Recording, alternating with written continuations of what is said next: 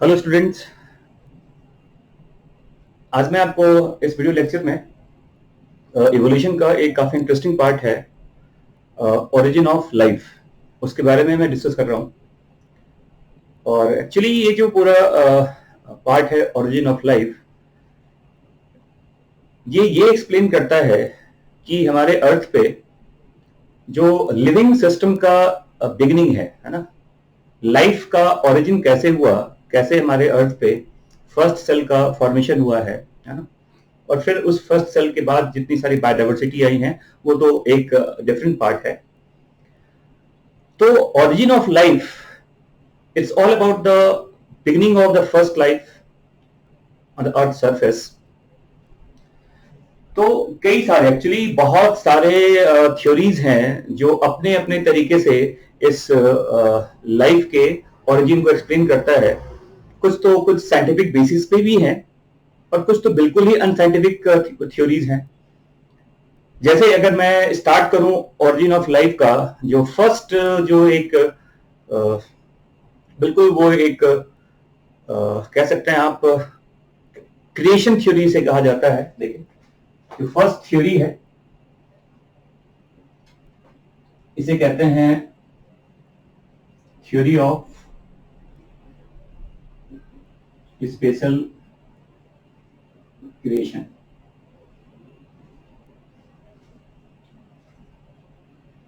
That theory explain actually this theory explain there is nothing called evolution। उसने कहा ये theory क्या कहता है, इवोल्यूशन नाम की कोई चीज नहीं है। एक सुपर क्रिएटर है, एक इंटेलिजेंट क्रिएटर है जिसने सभी तरह की लाइफ को क्रिएट किया है।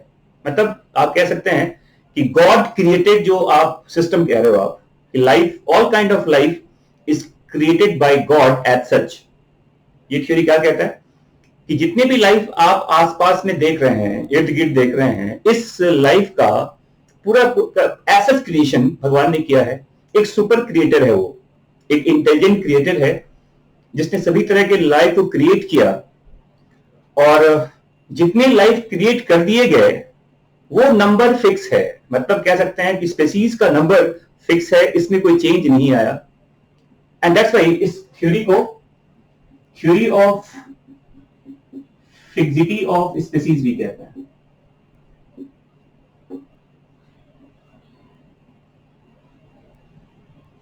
ये एक नॉन इवॉल्विंग थ्योरी है एक्चुअली, है ना। और ये कहता है स्पेसीज जितने हैं उतने ही हैं। ये स्पेसीज जिस फॉर्म में ओरिजिनेट हुए थे वो आज भी उसी तरह से हैं, मतलब उनमें कोई चेंज नहीं आया है ना। और सबसे जो एक बिल्कुल फैक्ट से बिल्कुल डिफरेंट है वो ये है कि ये थ्योरी कहता है कि अर्थ जो है इसका लाइफ बहुत ज्यादा नहीं है, ये मेयरली 4000 ईयर ओल्ड है। मतलब अर्थ का जो बिगिनिंग है, अर्थ जब बना तो ये 4000 साल पहले इसका फॉर्मेशन हुआ है। तो ये पूरी तरह से एक गॉड बेस्ट, अब कह सकते हैं कि क्रिएशन है ये, है ना, जिसका कोई, आप जानते हैं, कोई साइंटिफिक बेसिस नहीं है ना। बट फिर वही बात है कि आप स्पेशल क्रिएटर की बात कर रहे हो, कि गॉड की बात कर रहे हैं आप, तो वो गॉड कैसे बना फिर? अल्टीमेटली हम उस चीज को ढूंढ रहे हैं कि लाइफ कहां से आया है ना। तो ये पार्ट गलत हो गया। तो देखिए, नंबर 2, इसमें टर्म यूज करते हैं थ्योरी ऑफ स्पॉन्टेनियस जनरेशन कहते हैं। थ्योरी ऑफ स्पॉन्टेनियस जनरेशन, ये थ्योरी एक्सप्लेन करता है कि लाइफ जो है ये स्पॉन्टेनियसली क्रिएट हुआ है। स्पॉन्टेनियसली क्रिएट होने का मतलब वो कहता है, देखो कि जो ह्यूमन स्वेट वगैरह होता है इससे इंसेक्ट बन जाते हैं, जो मड होता है इससे क्रोकोडाइल अपीयर हो जाते हैं, है ना। फिर ये कहता है कि जो जो अगर आप एक फ्लास्क में एक सील्ड जार है मान लो, इसमें कुछ आप ड्रॉप्स वगैरह रख दिया आपने, अगर तो अगर कोई सील्ड जार है ना, तो इसके अंदर इंसेक्ट अपियर हो जाते हैं, इंसेक्ट के लार्वे जो अपियर होते हैं हो जाते हैं। कई तरह की बातें बताई गई है ना, कि ये थ्योरी एक्चुअली कहता है कि लाइफ नॉन लिविंग चीज से बना है। अब मर्ड तो नॉन लिविंग ही है ना, स्वेट तो नॉन लिविंग ही है, लेकिन उसमें कोई इवोल्यूशन नहीं है, ये स्पॉन्टेनियसली बन गया है, स्पॉन्टेनियस जनरेशन कहा जाता है इसको। एक बार इसको थ्योरी ऑफ ए बायोजेनेसिस भी कह दिया जाता है ना। लेकिन आप जानते हैं लुइस पास्चर जो एक साइंटिस्ट था, लुइस पास्चर बेसिकली वो फर्मेंटेशन का एक्सपेरिमेंट कर रहा था, और जो बियर का ब्रॉथ होता है फर्मेंटेशन एक्सपेरिमेंट में, वो बिल्कुल एयर टाइट जो उसने एक जार बनाया और उसमें जो बियर का ब्रॉथ रखा हुआ था, तो उसने कहा एयर टाइट अगर ये सील्ड जार है तो इसमें कोई इंसेक्ट तो अपीयर नहीं हो रहा है। तो during the fermentation experiment Louis Pasteur ने ये बताया कि स्पॉन्टेनियस जनरेशन का जो कॉन्सेप्ट है वो सही नहीं है, नॉन लिविंग चीज से स्पॉन्टेनियसली लाइफ क्रिएट नहीं हो सकता, है ना। और उसके बाद एक तीसरा थ्योरी दिया गया था, इसे कहते हैं थ्योरी ऑफ बायोजेनेसिस।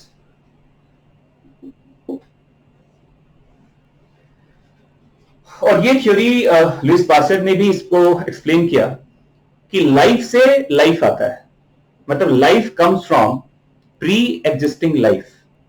एक बहुत अच्छा टर्म है, life comes from pre existing life, मतलब कि जो प्रिकर्सर है लाइफ का, जो लाइफ जो आप कह सकते हैं, जैसे मान लो अगर आप बोलेंगे कि क्रोकोडाइल क्या मड से आ सकता है, नो, क्रोकोडाइल का अपीयरेंस क्रोकोडाइल से ही होगा, इंसेक्ट का, नए इंसेक्ट का फॉर्मेशन इंसेक्ट से ही होगा, ह्यूमन से ह्यूमन आएगा, है ना। तो लाइफ से लाइफ आता है, नॉन लिविंग चीज से लाइफ अपीयर नहीं हो सकता, और वो भी स्पॉन्टेनियसली। तो थ्योरी ऑफ बायोजेनेसिस ने स्पॉन्टेनियस जनरेशन के कॉन्सेप्ट को बिल्कुल फुल स्टॉप लगा दिया उसके ऊपर। बट कहानी ये है, ये तो एक बिल्कुल हम सभी ये फैक्ट जानते हैं कि लाइफ से लाइफ आता है, बट क्वेश्चन यहां पर ये था कि फर्स्ट लाइफ कहां से आया, इसका एक्सप्लेनेशन इस पार्ट में नहीं है, ठीक है। फिर देखो नंबर 4, ये कहते हैं extra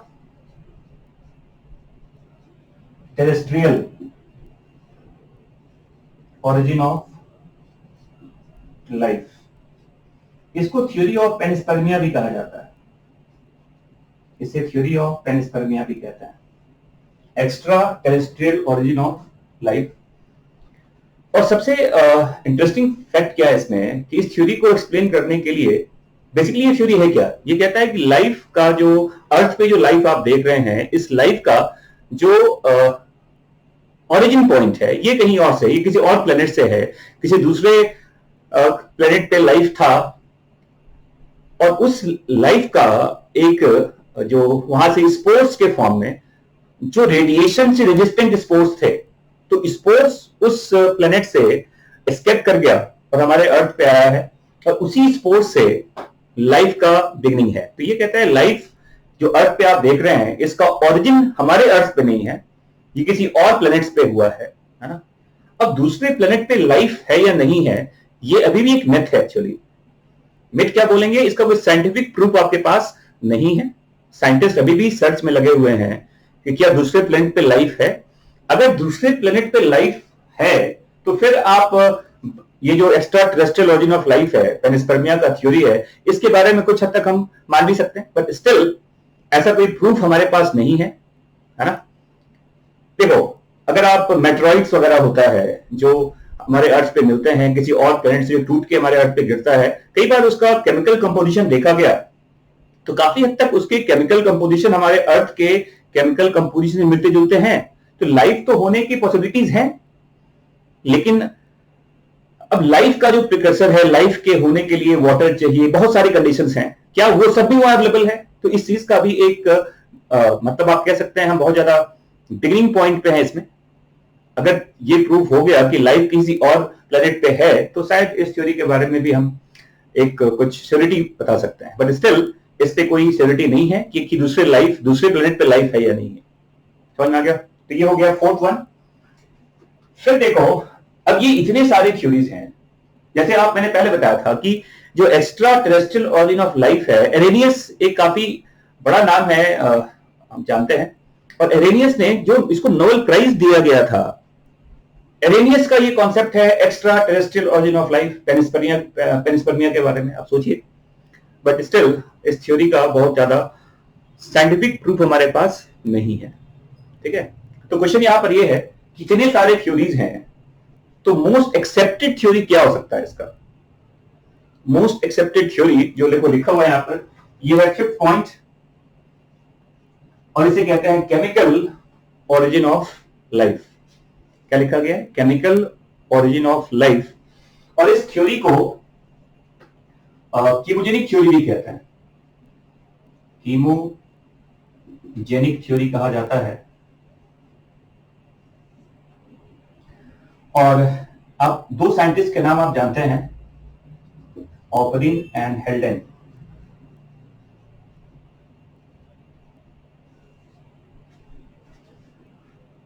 ऑपरिन and Haldane. Oparin was a Russian biochemist और हेल्डेन एक ब्रिटिश फिजियोलॉजिस्ट था। हेल्डेन को बाद में इंडियन सिटीजन भी मिल गया। तो दोनों ने इंडिपेंडेंटली इस चीज को एक्सप्लेन किया, ऑपरिन और हेल्डेन ने। ये लगभग 1920s के आसपास का ये थ्योरी है, देखो। और इन दोनों ने इंडिपेंडेंटली एक स्टेटमेंट दिया था कि आज के लिविंग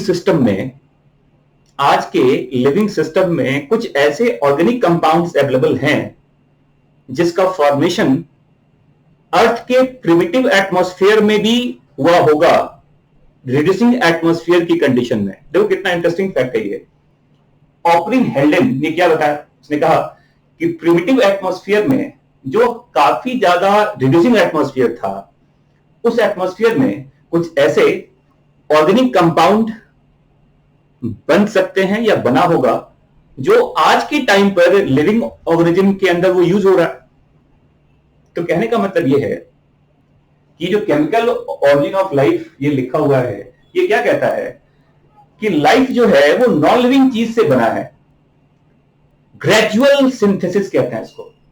क्या कहते हैं? केमिकल ऑरिजिन ऑफ लाइफ को कहते हैं ग्रेजुअल सिंथेसिस।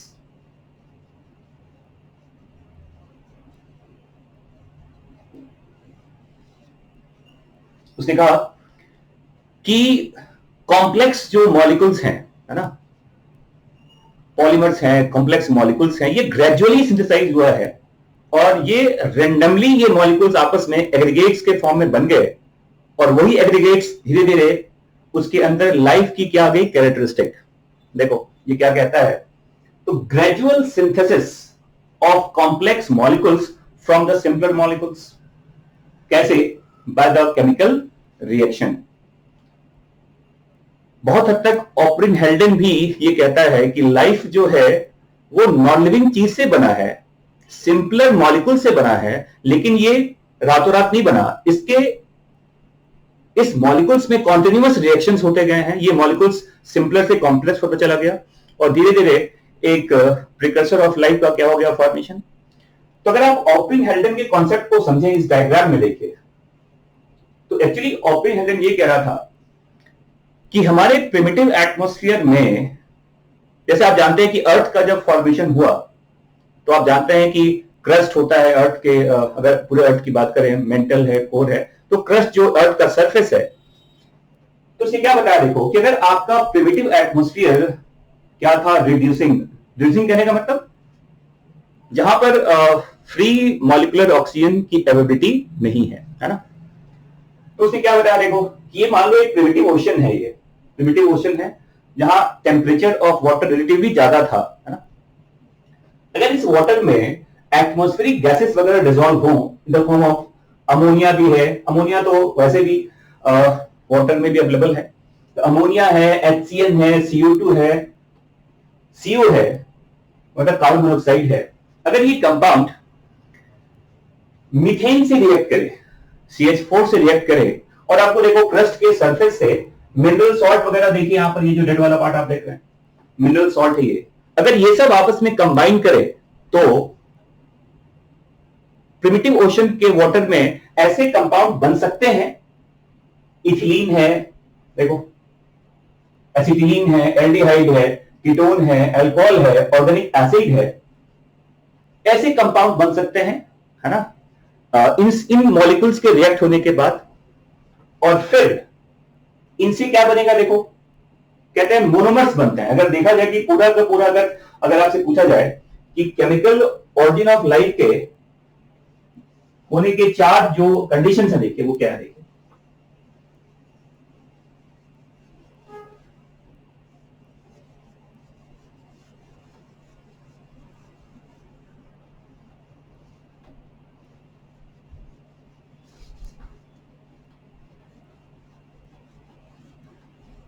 देखिए। तो सबसे पहले कहते हैं क्या, देखो सबसे फर्स्ट पॉइंट है वो है फॉर्मेशन ऑफ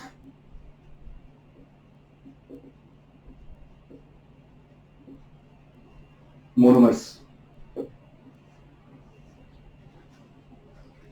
और आप कह सकते हैं simpler compound, simpler molecules. Monomers जैसे देखिए आप, एमाइनो एसिड्स होते हैं, मोनोसेक्राइड्स होते हैं, फैटी एसिड्स होते हैं, न्यूक्लियोसाइड है, न्यूक्लियोटाइड है, फैटी एसिड्स है, ग्लिसरॉल है ना। तो आप देखिए कि ये एक कॉन्टिन्यूअस केमिकल रिएक्शन है जो स्पॉन्टेनियसली आपके ओशन वाटर में बनता जा रहा है। अब जो उस समय के एटमॉस्फेयर में एक तो ऑक्सीजन की अवेलेबिलिटी नहीं थी, तो ये एटमॉस्फेयर कैसा था, लिखा जाता है इट वाज रिड्यूसिंग।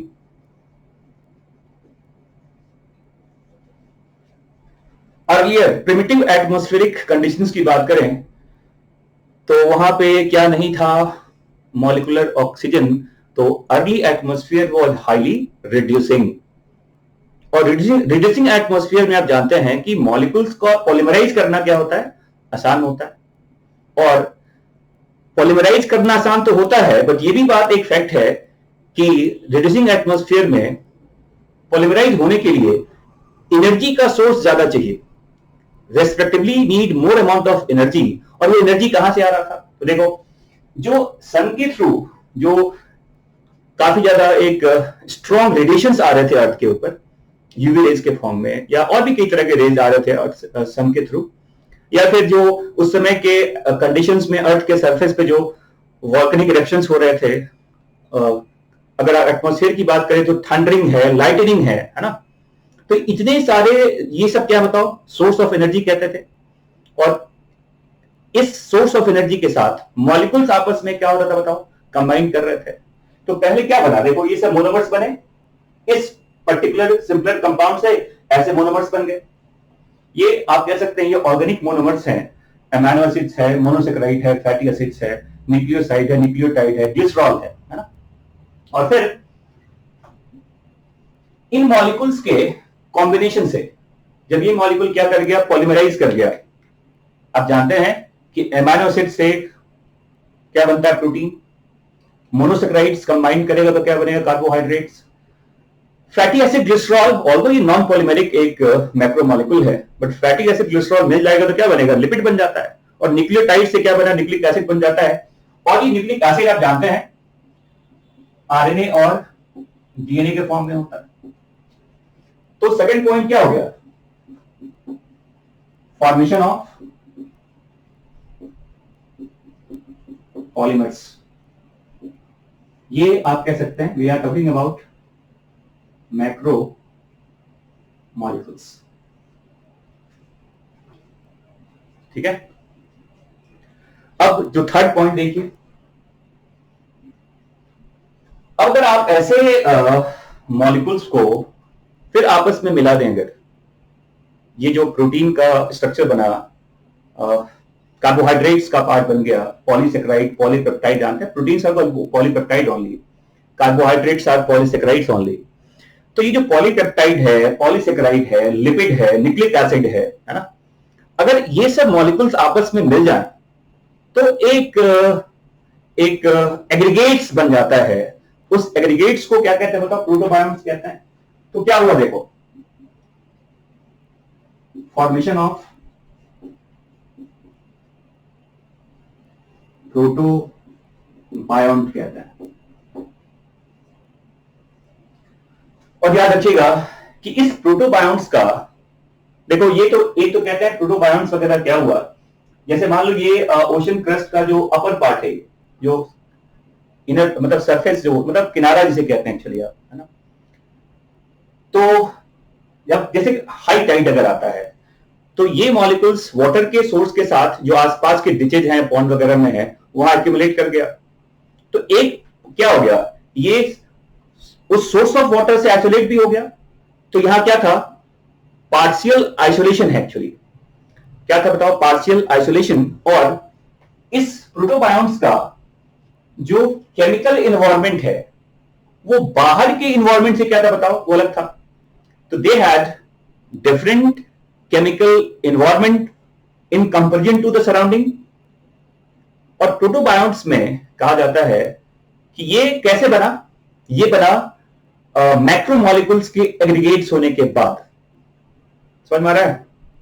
तो क्या हुआ, फॉर्मेशन ऑफ प्रोटोबायोंट्स, जिसके अंदर आप, मैं बताऊंगा इसके बारे में बाद में आपको, कि प्रोटोबायोंट्स कई तरह के नाम दिए गए, माइक्रोस्फीयर, कॉन्सर्वेट्स, लाइपोसोम्स वगैरह, जिसमें कुछ हद तक लाइफ के बनने के पॉसिबिलिटीज थे, कुछ कैरेक्टरिस्टिक थे जो लिविंग सिस्टम के जैसा था इसमें, है ना। और देखो नंबर 4 कहते हैं इसमें ओरिजिन ऑफ हेरिडिटी कहा जाता है। देखिए ऑल्दो प्रोटोबायोंट्स में भी आरएनए वगैरह प्रेजेंट था, ऐसा साइंटिस्ट कहते हैं कि प्रोटोबायोंट्स में भी आरएनए वगैरह अवेलेबल थे, लेकिन वो आरएनए, जैसे कहते हैं आज के सिस्टम में जो आप सेक्सुअल या एसेक्सुअल रिप्रोडक्शन की बात करते हैं, उसके लिए डीएनए से आरएनए का बनना, आरएनए से प्रोटीन का बनना एक जरूरी इवेंट होता है, क्योंकि जो लाइफ के बनने के लिए जो मॉलिक्यूल्स हैं वो डीएनए और प्रोटीन्स के फॉर्म में होता है। तो ऑल्दो न्यूक्लिक एसिड का फॉर्मेशन तो पहले हो चुका था, लेकिन ट्रू सेंस में जो हेरिडिटी होता है, डीएनए से जो ट्रांसफर होता है ना, वो जब तक अपीयर नहीं हुआ प्रोटोबायोंट्स में, तब तक फर्स्ट सेल का फॉर्मेशन नहीं हुआ। तो कह सकते हैं आप कि ये जो 4 इवेंट है, अल्टीमेटली अगर इन सबको ऐड करें आप, तो फर्स्ट ट्रू सेल का क्या होता है बताओ, फॉर्मेशन होता है। समझ में आ रहा है? और तो ये ऑपविन हेंडल ने बताया था कि लाइफ के बनने का जो रिक्वायरमेंट है, एक तो वास्ट ओशन चाहिए आपको, वास्ट ओशन है, प्रिमिटिव ओशन कह रहे हैं आप, रिड्यूसिंग एटमॉस्फेयर चाहिए, और उस एटमॉस्फेयर के बाद जो वाटर के अंदर जो मॉलिक्यूल्स वगैरह हैं उनमें काफी ज्यादा अमाउंट में काइनेटिक एनर्जी अवेलेबल है, और ये मॉलिक्यूल्स आपस में कोलाइड करते हैं, और कोलाइड करने के बाद एक केमिकल रिएक्शन होता है, और रिएक्शन से फिर एक कॉम्प्लेक्स मॉलिक्यूल का क्या होता है, फॉर्मेशन होता है। अब मैंने कहा ये 4 स्टेप्स हैं। देखो तो ये जो टर्म आपने यूज किया प्रोटोबायोंट्स, प्रोटो मतलब होता है प्रिमिटिव और बायोंट मतलब होता है लाइफ। लाइफ के पहले क्या था? तो देखो अगर ऐसे देखा पूछा जाए आपसे,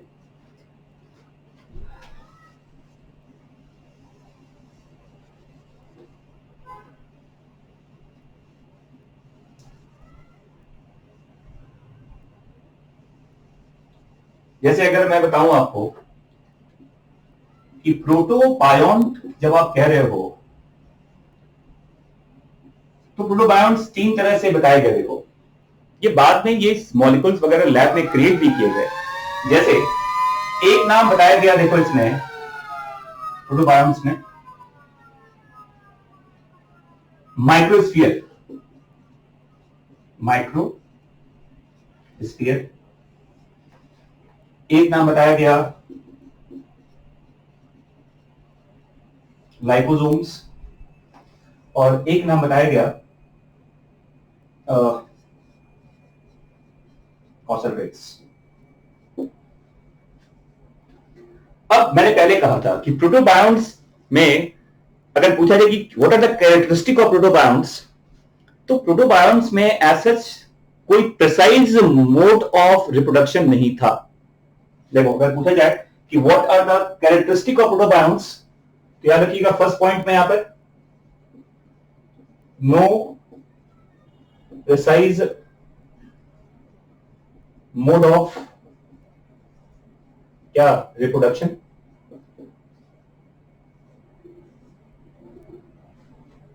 but these protobionts were able to maintain a constant internal environment. देखो मैं सेकंड पॉइंट बता रहा हूं, they were able to maintain relatively constant internal environment. एक तो ये आप कह सकते हैं ये पार्शियली क्या था, आइसोलेटेड था सराउंडिंग से, ये कैपेबल था अपने अंदर एक कांस्टेंट इंटरनल आप कहते हैं जो इन्वायरमेंट था उसे ये मेंटेन कर रहा था एक्चुअली, और इसके अंदर लिमिटेड फॉर्म में, जैसे कहते हैं लाइफ का जो एक कैरेक्टरिस्टिक है मेटाबॉलिज्म एंड एक्साइटेबिलिटी, दो टर्म याद रखिएगा, लिमिटेड मेटाबॉलिज्म और एक्साइटेबिलिटी की कैरेक्टरिस्टिक कहां अवेलेबल था प्रोटोबायोन्ट्स में, बट इसमें क्या नहीं था, तो क्या लिखा हुआ है कि there is no precise mode of reproduction.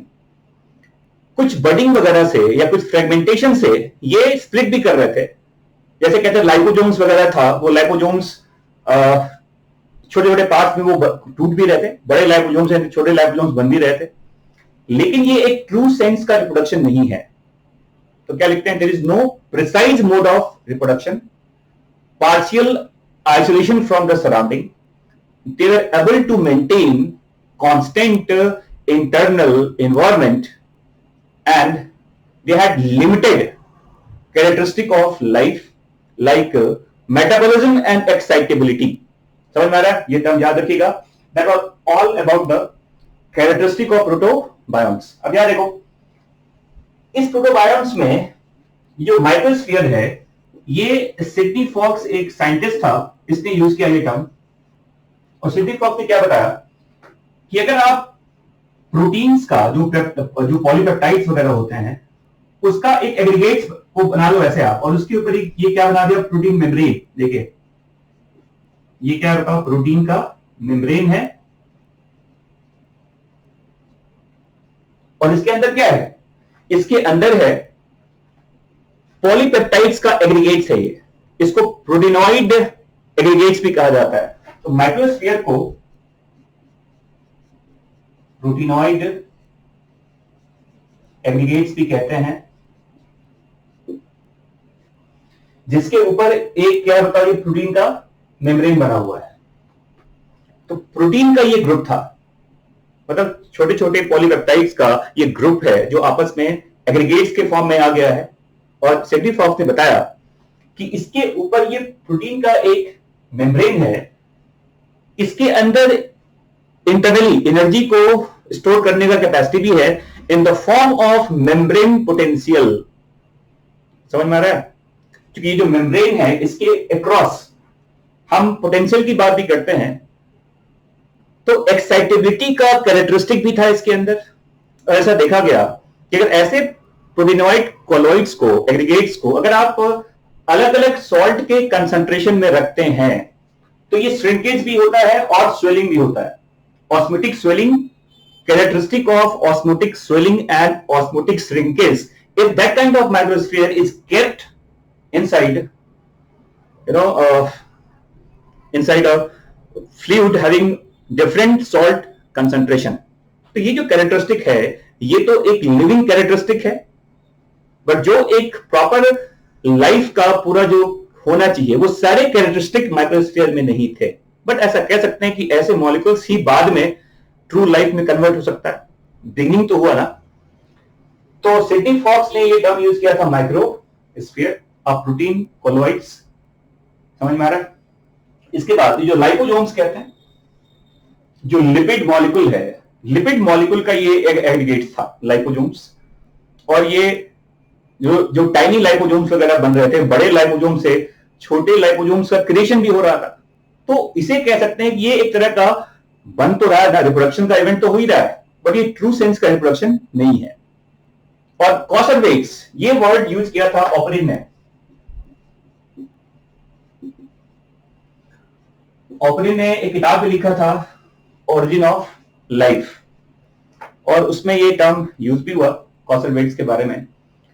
और कॉसरवेट्स क्या है देखो, तो कॉसरवेट्स पॉलीपेप्टाइड्स का, पॉलीसेकेराइड्स का, न्यूक्लिक एसिड का, लिपिड का एक कॉम्बिनेशन है। देखो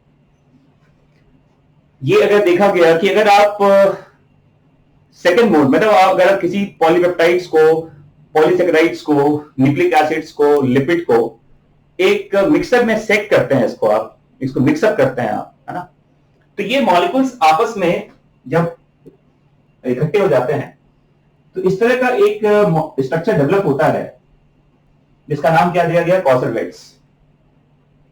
तो कॉसरवेट्स था aggregates of polypeptides, polysaccharides, nucleic acid, lipid. Nucleic acid में हम आरएनए की बात कर रहे हैं, अभी डीएनए इसमें नहीं है ना। और ऐसा बताया गया कि इस कॉसरवेट्स में अगर हम एंजाइम्स वगैरह ऐड करें, कैटलिस्ट वगैरह ऐड कर दें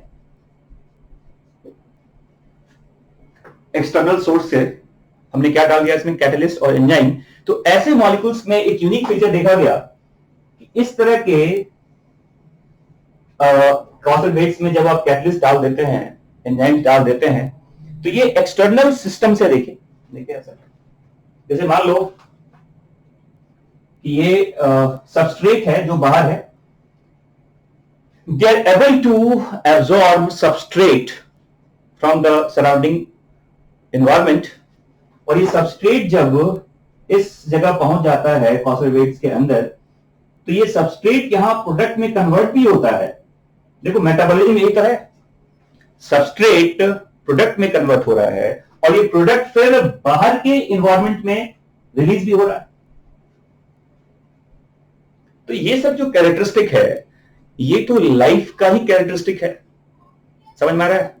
तो कॉसरवेट्स में जब हमने क्या डाल दिया, एंजाइम, तो कॉसरवेट्स में क्या आ गया, सबस्ट्रेट को एब्जॉर्ब करने की कैपेसिटी, और ये सबस्ट्रेट प्रोडक्ट में कन्वर्ट हो रहा था और ये प्रोडक्ट फिर बाहर के सिस्टम में रिलीज भी हो रहा था। तो ये सब एक कैरेक्टरिस्टिक है लाइफ के बनने के लिए। तो ऐसा बताया गया कि जब इस तरह के मॉलिक्यूल्स में, जब इस तरह के प्रोटोबायोन्ट्स में फुल्ली 100% जब इंटरनल सिस्टम डेवलप हो गए मेटाबॉलिज्म के, या फिर आप कहते हैं जिसमें डीएनए, आरएनए और प्रोटीन का सिस्टम डेवलप हो गया, सेंट्रल डोग्मा वाला पार्ट, कि डीएनए आया, डीएनए ने कंट्रोल किया प्रोटीन के फॉर्मेशन को थ्रू द आरएनए इंटरमीडिएट। जब ये सारे कैरेक्टरिस्टिक प्रोटोबायोन्ट्स जैसे मॉलिक्यूल्स में आ गया तो एक ट्रू सेल का क्या हो गया, फॉर्मेशन।